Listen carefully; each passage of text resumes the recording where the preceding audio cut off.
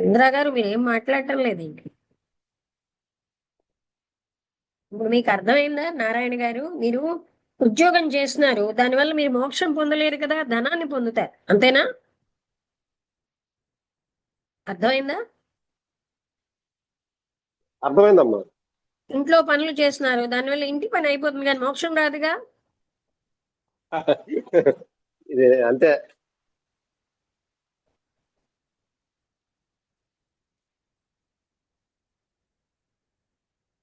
నిష్కామ కర్మలు చేయడం వల్ల మనస్సు పరిశుద్ధం అవుతుంది.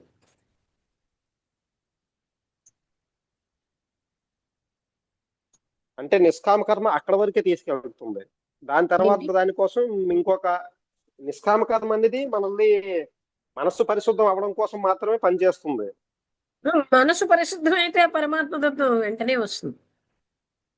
అదేం చిన్న విషయం కాదు మనసు పరిశుద్ధం అవడం. అవును.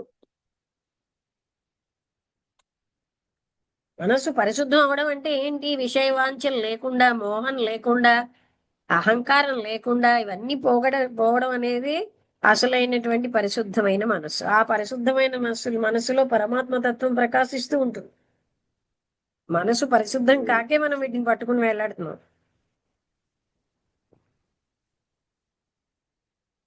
అవును.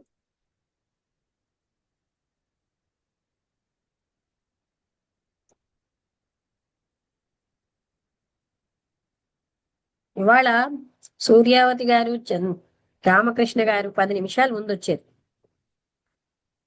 ఉహు. ఒకసారి దెబ్బలాడాను కదా, లేటుగా వస్తున్నారు. అవునవును. చంద్ర గారు మీరేమిటి మాట్లాడతారా? అన్మ్యూట్ చేసుకోవడం నేర్చుకోలేదా?